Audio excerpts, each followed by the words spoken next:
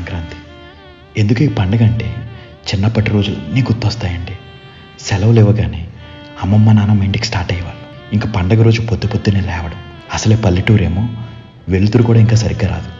ఒక పక్క కోడి కొత్తలు, ఇంకొక పక్క తాతయ్య పొద్దున్నే పెట్టే దేవుడి పాటలు బ్యాక్గ్రౌండ్లో వినిపిస్తూ ఉంటాయి. చలికి వణుకుతూ ఒంటి నిండా నలుగు పెట్టుకుని కట్టెల పొయ్యి మీద మరుగుతున్న వేడి నీళ్లతో ఒకరి తర్వాత ఒకరు స్నానం చేసి కొత్త బట్టలు వేసుకుని భోగి పిడికలు తీసుకుని వీధి చివర భోగి మంటలు వేసేవాళ్ళు. ఇంకా చుట్టాలు, కజిన్స్, పిండి వంటలు, కొత్త సినిమాలు, పార్కులు, గాలిపటాలు.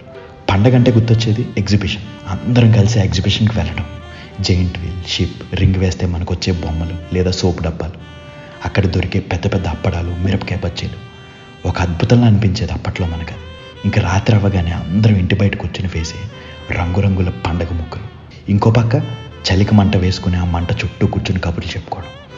పండగ అయిపోయే టైంకి రథం ముగ్గు వేయడం.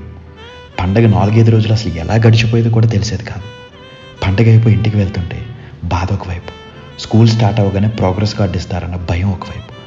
ఇప్పుడు పండగ అంటే ఎంజాయ్ చేస్తాను కాదనట్లేదు, కానీ అప్పటి పండగ రోజుల్లో రేపటి గురించి ఆలోచన లేదు. ఇప్పుడు 1,00,000 టెన్షన్స్ మధ్య పండగ అలా వచ్చి ఇలా వెళ్ళిపోతుంది అంతే. ఏం చేయలేం. సర్లేండి, అందరికీ సంక్రాంతి శుభాకాంక్షలు. ఉంటా అండి. ఇట్లు మీరాలింగం.